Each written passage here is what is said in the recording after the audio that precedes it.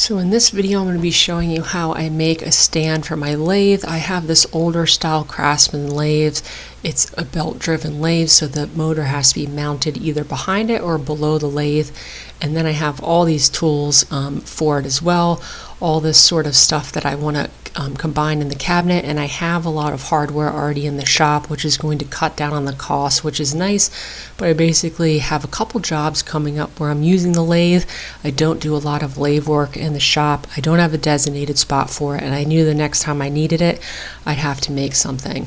So I also had some scrap plywood from leftover projects, and I had bought some plywood for this as well, and pieced out part of it for another customer project, and this was basically the chunk I was left with.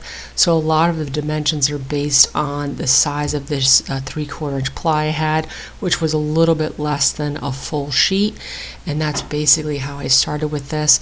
Like any other sort of cabinet project I'm doing, which starts with plywood, I'm going to rip down my pieces to width, and then I'm going to cross cut them on the radial arm saw to size. There's usually a recommendation for your elbow, kind of where it hits a certain part of the lathe for the height. I roughly went with that for the height, and that's basically how I started. I'm also adding casters to this, so I had to account for that. I'm also putting this on a base so it's a little sturdier as well. But as you can see, I kind of marked where all my rabbets and dados are going to be. I wanted a compartment just for the motor, so it's enclosed in there, and any sort of dust stays out of that compartment, and then the rest is all going to be storage. I don't really have a ton of lathe tools. A lot of those lathe chisels I have are not the best of quality. Most of this stuff is hand-me-downs or from yard sales, but it is what I have, and it kind of gets the job done in my shop. Like I said, I don't do a ton of lathe work, so I don't have a lot of fancy stuff.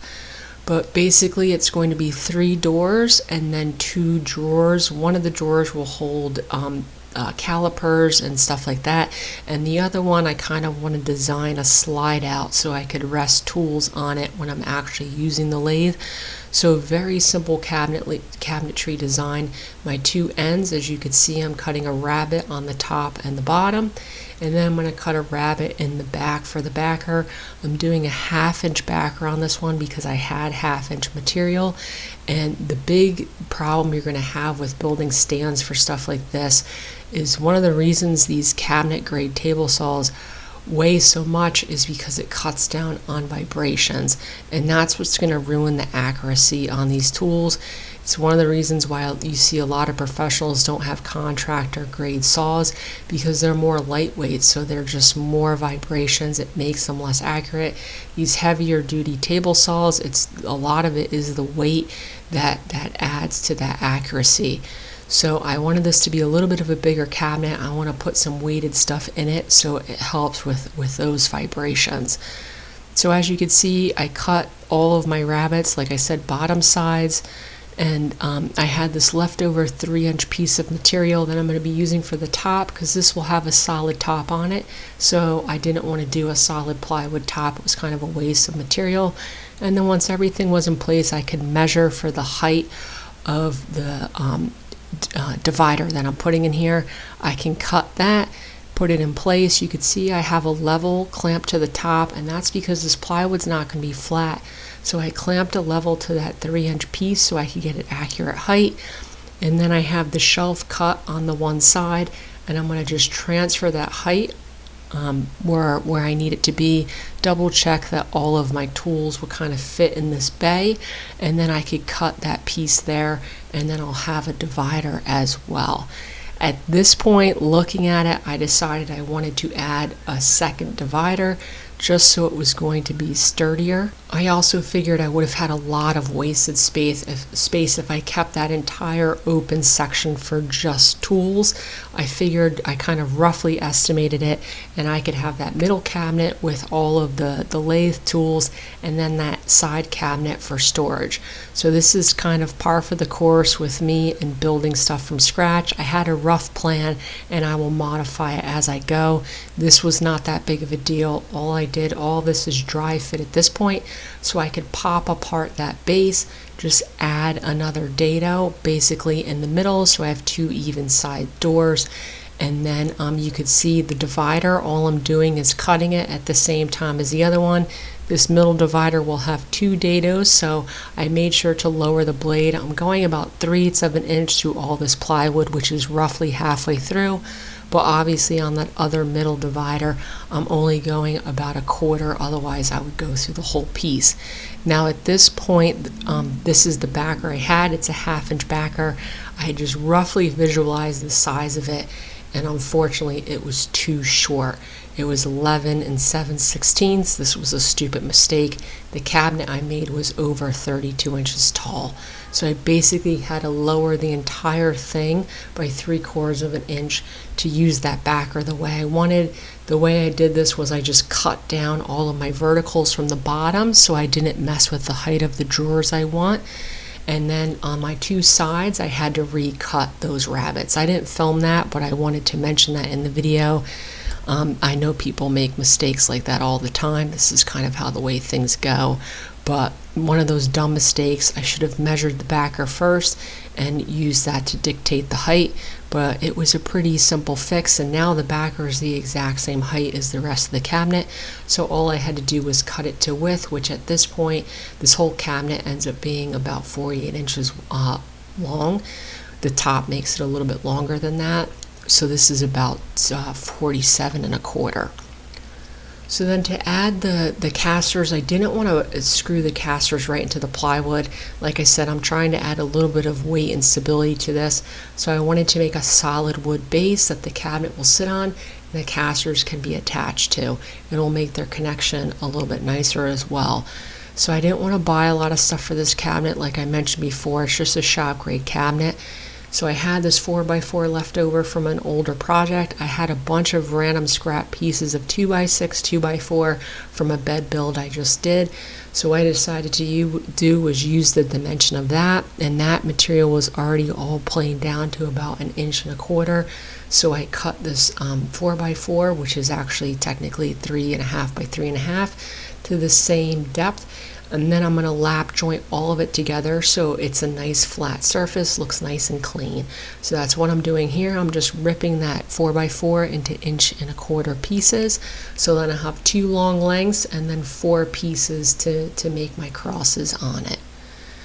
Just to clean up the edges, this was an added step. You don't necessarily need to do this, but I like to do this, especially with lumber that's been staying around the shop. Usually got some undulations on those edges. Like I said, they're all odd sizes anyway. So now all of this is being cut down to about 3 3/8. So all my material is going to be roughly the same size. I didn't get super crazy with this. I'm not sending it through, I don't have a jointer, but I wouldn't be sending it through that anyway, or a planer, just rough size. So then this is how a lot of people will do this, and they'll put screws in it. I don't find that to be super strong or sturdy, so I'm going to be putting laps on all of this. For the laps, they're just going to be halfway through my depth and then to the width of all of my material, so I can set that up on the radial arm saw, do a test cut. You could see going halfway through, everything's nice and flush. And now on the ends of all of my boards, I could cut those laps, doing this in a series of curves that could be cleaned up with a chisel. This is something where I was kind of rushing this because I was trying to get this done in a weekend so it didn't mess up my workflow. I could have switched this blade out into a dado stack and cut those curves a little bit faster, but if you don't have a dado stack, the single blade works as well. Since this is construction grade pine, it's really easy to chisel and clean this stuff up. So I could just cut all those curves, hammer them down, and then you could see with a chisel and rasp work, it cleans up really quickly. So then that is what my corners are going to look like. For my middle sections, all I did was lay the boards on top, mark them, and then cut those curves the exact same way. I didn't use a stop or anything like that for this. I just eyed them and cut between my lines and then remove the material in between. And then that was a pretty easy fix there. So a little bit longer to make a base like this, but once everything's glued together, it's going to be much sturdier. It's going to last a little bit longer. and a nice solid base to attach those casters to as well. So you can see I just glue everything together. We'll clamp everything in place and let this set up overnight. So then I had glued this. I didn't film it, my camera died, but you saw what the cabinet looked like. I just glued everything. I added another 3-inch section for where the drawers are going to be. You don't need to do solid pieces there unless you're using specialty hardware, but I'm just using what I have in the shop. And then these are the casters I got online. They were really inexpensive. I think they were $12. They give you all the hardware, and they have bolts, which I didn't end up using, but the lag screws I did end up using.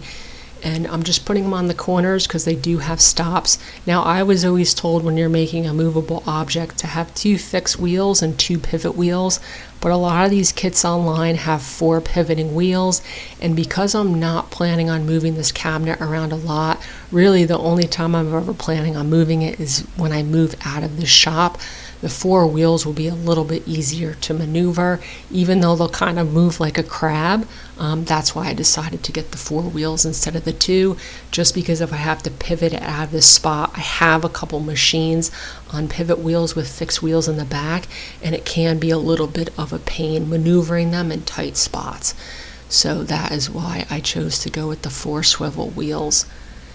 For the top, I decided to get a little bit, not fancier, but I was going to do a plywood top, but when I had to cut down the height of this, the 3/4 inch top I accounted for wasn't going to work for the height I wanted. So I decided to do 2x6s. They're fairly inexpensive. They clean up really nicely. These Douglas fir 2x6s also finish nicely, and it was just going to make a little bit of a nicer top. I've also been making a lot of cabinets in the shop, and the thought of edge banding and making splines for some more plywood was something I didn't really want to stomach. So these were, I think, a little under $10 for a board because they're 10-footers. I only needed 2, so a pretty inexpensive top I could get away with for this. As you can see, I decided to plane them down just to make them look a little bit nicer. And these 2x6s are a pretty nice grade of lumber, but I plane them down just so that they're a little bit flatter. I also find the look of skinnier 2x6s a little bit nicer than thicker 2x6s. If you don't have a planer, you could just use them the way they are. I'm kind of breaking my own rules on this one. I usually don't like to use this lumber right out of the store because it's not at equilibrium yet. This stuff is probably at like 15 to 20% humidity. But this was one of those projects where I kind of wanted to get this done quickly. I didn't have any lumber already dried out in the shop, and it's a shop grade cabinet, so I tried not to lose sleep over it. I think it will be fine because it's only 3 or 4 boards. So I glued it up oversized, which is a recommendation, and the length is going to stay about the same. The depth changes, so I had to rip off that back side, and then I could kind of fit it onto the top. So for this, I also decided, and I don't have a ton of lathe work, but one of the things I have noticed is I'm usually putting my tools everywhere. So even though this is going to be a little fragile on the end here because it's going through close to the end grain, I decided to put a tool mount over here. So I just drilled a series of 1-inch holes. I'm using a spade bit, so I only want to go down far enough so that the point of that bit pokes through the other side. Otherwise, it will completely tear out the bottom of this lumber. And then I could flip it and then finish those holes. And the ideal here is just to have a place to rest tools real quickly. I don't think it'll be that big of an issue with those little pieces breaking off, but it is something to consider. I'll see how long this lasts in the shop. And then I could clean up that edge. I already clean cut the other edge. Like I said, I kept this pretty long. I think it's about 52 inches. It's a little bit of a cantilever on both sides. For the bottom, I chamfered the entire bottom on the top. The top I decided to keep pretty square, but I chamfered all the tool rests just because the tools sit in them a little bit nicer when they are chamfered, and it does look a little bit nicer. For the depth, I didn't have a huge cantilever in the front. It only cantilevers that front by about 1/2 inch because I'm going to put doors on there as well. So I have a project in the shop where I'm modifying some dressers for someone, and this top won't need these brackets anymore. So I kind of pirated them for this project. They're just these clips that sit inside the frame, and I don't have it permanently attached yet because I think I might have to take the top off, but it holds everything in place, which is nice. So then I can put the lathe on top there, and like I said, there's a motor that mounts below this. So I just marked roughly where the hole has to be for my pulley to go through, and I could use a jigsaw and then cut that real quick. It's always a little disheartening to cut through a top that you just made, but this is one of those situations where not only do I need the hole, but if I ever upgrade my lathe, which I have no plans on doing unless this one breaks, the newer models are all kind of self-contained, and it will cover the hole anyway. I would still keep this stand. So then you can see the pulley will now drop below into that section that I'm using just for the motor. I could kind of mock up the motor. I have this book press that someone gave me that is a cool object that I don't really use for a lot of other things, but it was perfect to set the height for this motor, get everything level, and ironically enough, the bolts that came with the casters that I didn't use were pretty big, so I was able to mount the motor that way. Mocked up 2 holes in the back through the cabinet. That's how I had it mounted in my old shop. I'll see if there's too much vibration with that motor. I might have to add some wood to it, but for now that's the way I'm doing it. And this project really made me happy that I worked on this front cleach wall, because I've already been moving this stuff around a million times to make it all fit in the shop. And then next week's video we'll be finishing this up. Like I said, there's going to be doors and drawers.